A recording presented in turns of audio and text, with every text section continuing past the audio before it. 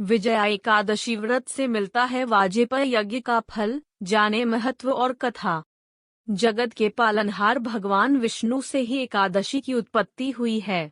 विजया एकादशी का व्रत शत्रु पर विजय और वाजपेयी यज्ञ के समान फल देता है। जाने विजया एकादशी व्रत कथा। हर महीने के कृष्ण और शुक्ल पक्ष की एकादशी तिथि को भगवान विष्णु और मां लक्ष्मी की पूजा और व्रत करने का विधान है।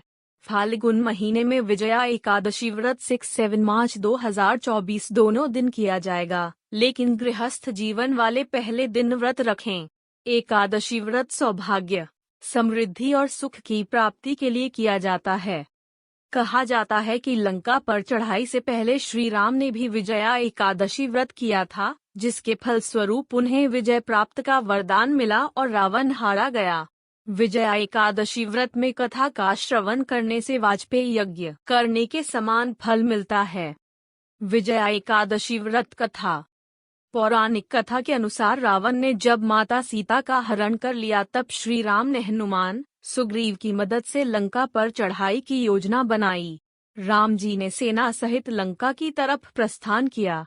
समुद्र किनारे पहुंचने पर श्री राम जी ने विशाल समुद्र को घड़ियालों से भरा देखकर लक्ष्मण जी से कहा कि ये सागर तो अनेक मगरमच्छों और जीवों से भरा है, इसे कैसे पार करें। प्रभु श्री राम की बात सुनकर लक्ष्मण जी ने कहा कि वकदाल्भ मुनि के पास इस समस्या का हल जरूर होगा। वह ब्रह्माओं के ज्ञाता हैं, वे ही आपकी विजय के उपाय बता सकते हैं। श्री राम जी वकदाल्भ ऋषि के आश्रम में गए, उन्हें सारा वृतांत सुनाया। भगवान राम की इस परेशानी से पार पाने के लिए मुनिश्री ने उन्हें फाल्गुन माह के कृष्ण पक्ष की विजया एकादशी का उपवास करने को कहा। ऋषि वकदाल्भ ने कहा कि इस उपवास के लिए दशमी के दिन स्वर्ण, चांदी, तांबे या मिट्टी का एक कलश बनाएं। उस कलश को जल से भरकर तथा उस पर पंच पल्लव रखकर उसे वेदिका पर स्थापित करें। उस कलश के नीचे सतनज अर्थात मिले हुए 7 अनाज और ऊपर जौ रखें। उस पर विष्णु की स्वर्ण की प्रतिमा स्थापित करें।